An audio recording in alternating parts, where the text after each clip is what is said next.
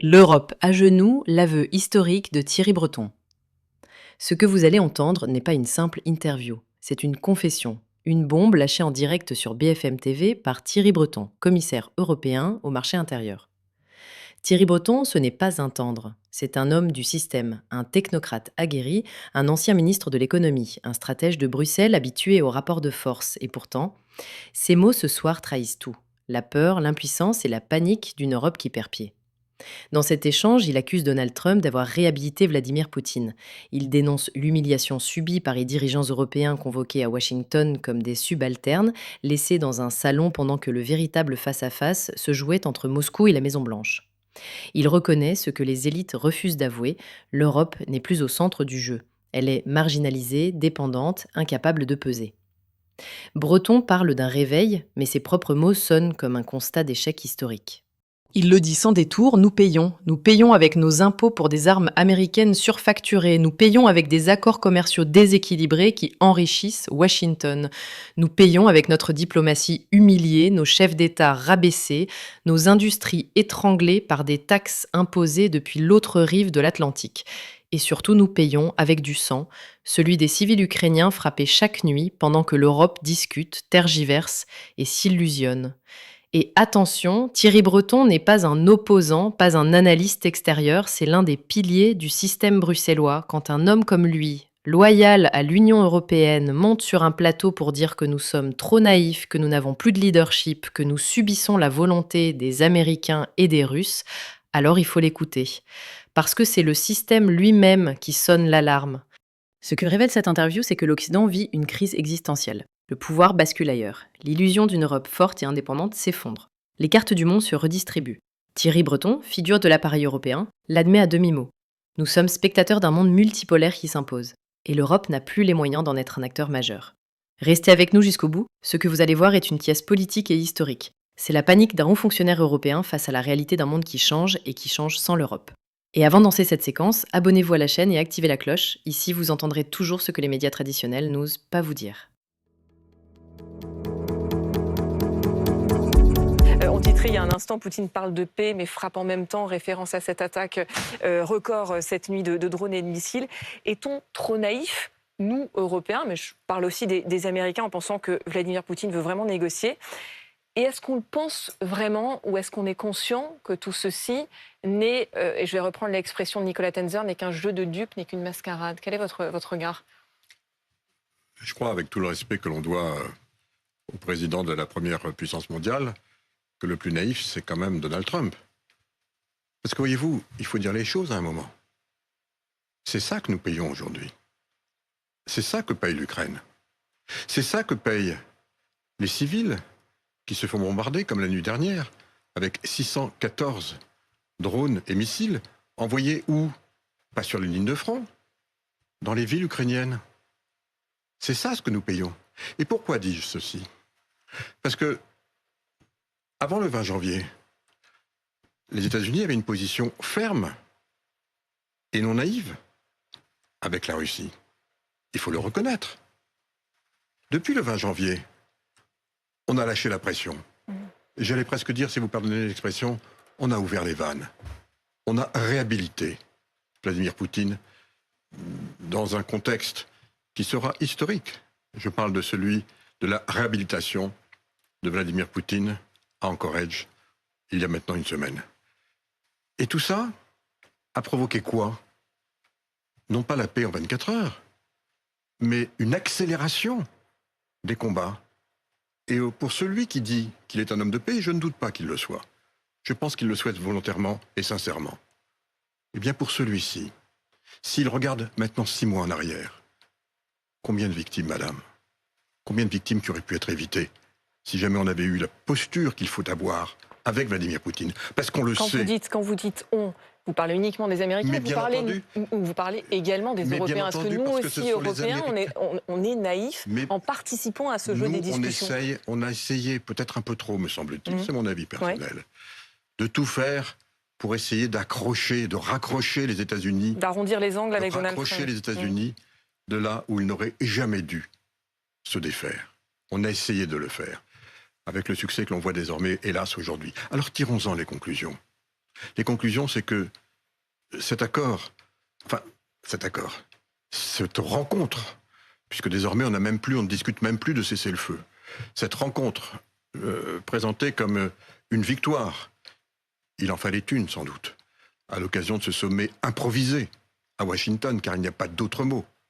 Cette victoire arrachée à 1h du matin, si on a bien compris, après 40 minutes de discussion nocturne, peut-être alors qu'on a réveillé nuitamment son interlocuteur, je parle de Vladimir Poutine, puisque nous avons compris que après 45 minutes de discussion avec nos 9 Européens qui avaient traversé l'Atlantique, on les laisse là, on va discuter pendant 40 minutes avec Vladimir Poutine, et on revient en nous disant eh bien, il est peut-être d'accord pour rencontrer Volodymyr Zelensky, et c'était la grande avancée.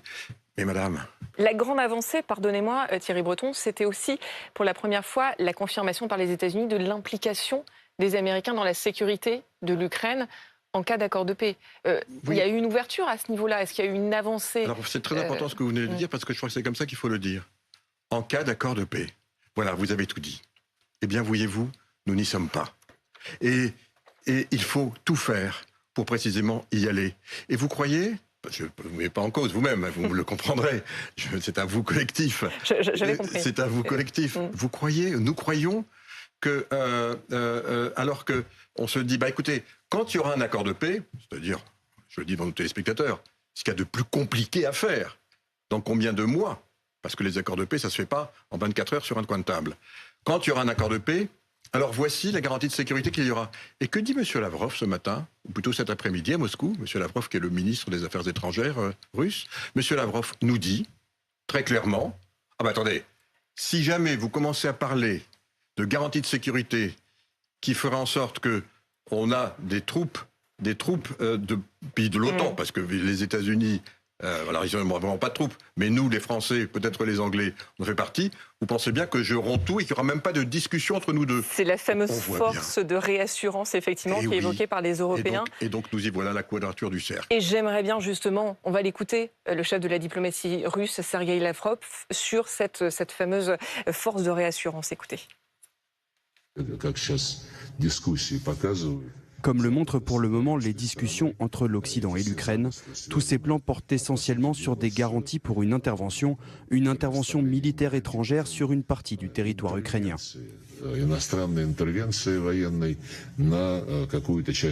Et j'espère vraiment que ceux qui envisagent de tels plans, qu'ils essaient simplement d'attirer l'attention ou non, comprennent quelles en seront les conséquences.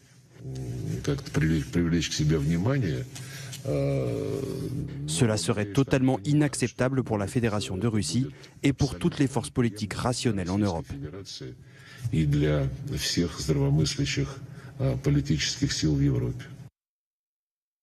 De réassurance.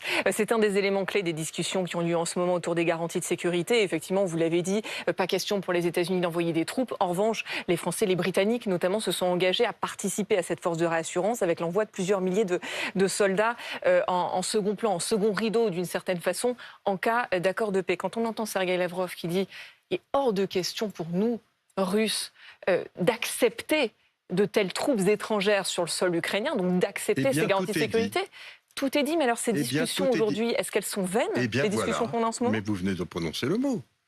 Sergueï Lavrov est sans doute l'un des diplomates sur la planète qui est le plus roué. C'est l'un des plus anciens dans ce poste.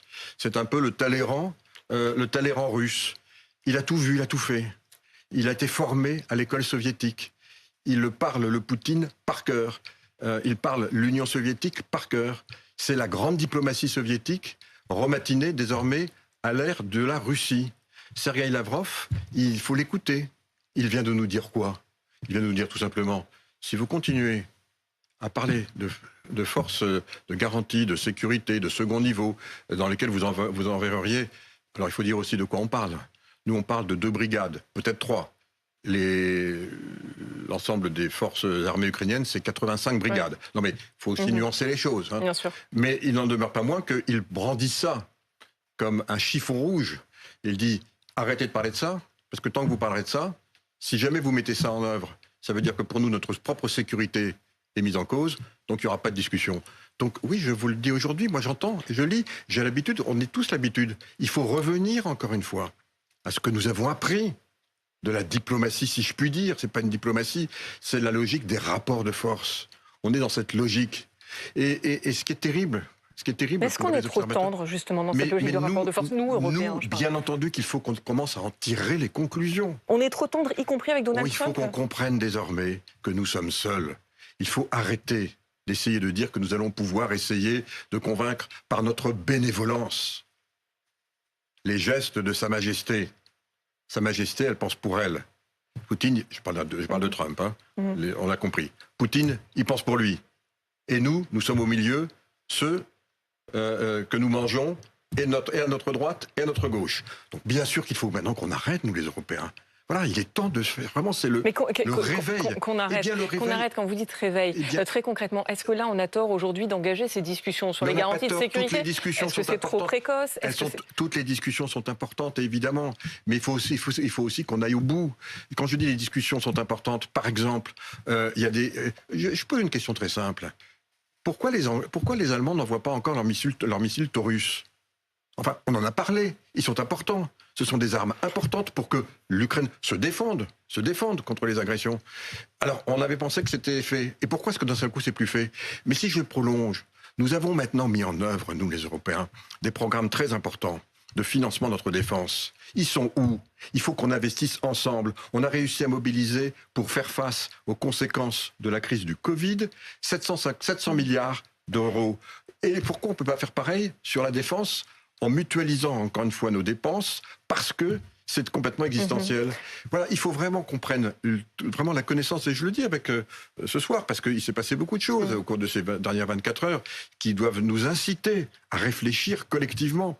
Pardon, mais cette scène également à Washington, et je ne critique personne en le disant, je comprends la difficulté extrême d'être quelque part convoqué, parce qu'il n'y a pas d'autre mot, en quelques heures à Washington. On y va à 6, et puis on amène également monsieur Mark Rutte. On se demande ce qu'il faisait là. Du reste, je l'aime beaucoup, il est très bien, mais qu'est-ce que le secrétaire général de l'OTAN faisait dans cet aéropage? On n'en sait rien, puisque l'OTAN n'est pas mobilisé. Enfin bon, le président du Conseil européen, qui représente précisément les chefs d'État, n'était pas là. Bon, très bien. Et pourquoi il n'était pas là, monsieur Costa? Bon, mais enfin, les autres viennent en 24 heures. Et au fond, au bout de 40 minutes, on les abandonne pour avoir une conversation avec monsieur Poutine. On les voit tous assis dans le bureau ovale.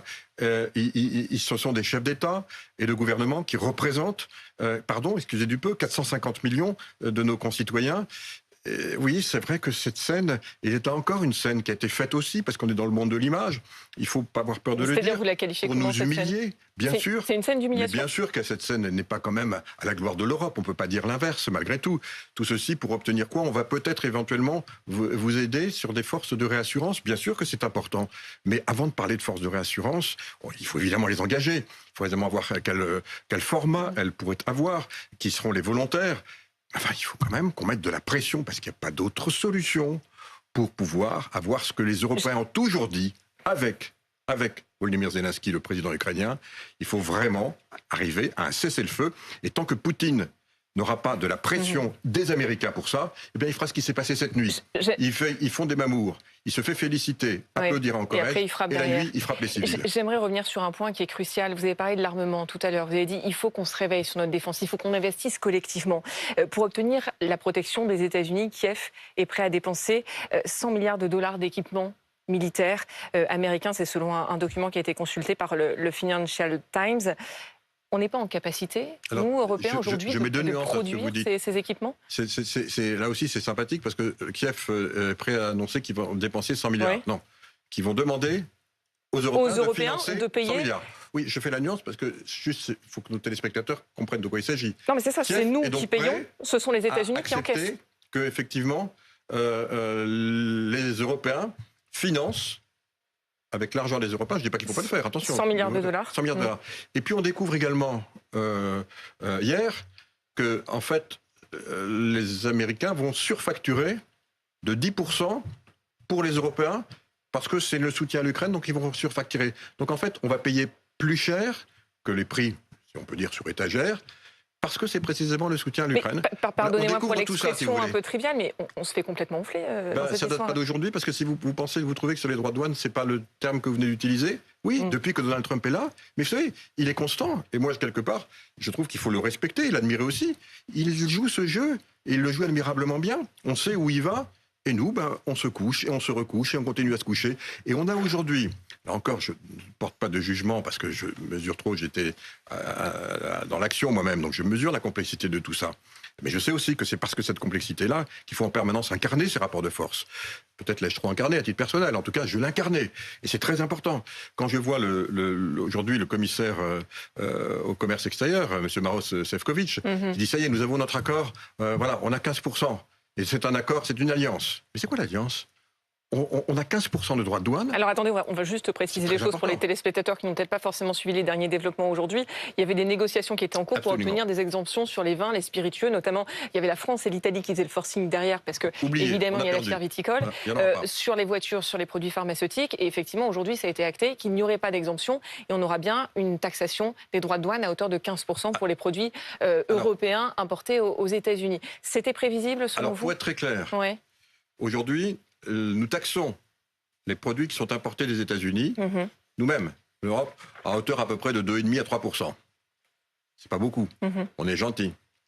Pour reprendre des termes, parce que maintenant on parle les expressions de Donald Trump, les gentils et les méchants. Et on vient de se faire imposer, parce qu'on a eu un tarif amical, non pas 20% de droits de douane qui sortaient de nulle part, mais que 15%. Moyennant quoi, il faut qu'on achète pour 750 milliards de dollars d'hydrocarbures, on ne sait pas comment on va faire, parce qu'on n'en achète pas tant, et il faut qu'on investisse 200 milliards de dollars par an supplémentaires avec l'argent des Européens pour aller financer l'économie américaine. Ça fait 600 milliards. Ça a été, vous nous faites ça et vous avez un prix cadeau d'amis à 15%. Mais, comme il veut que ce soit un bel accord, le plus bel accord, c'est comme ça qu'il le qualifie, il faut qu'en contrepartie, nous, on n'ait plus les 3% de droits de douane sur les produits qui venaient des États-Unis vers l'Europe, mais zéro.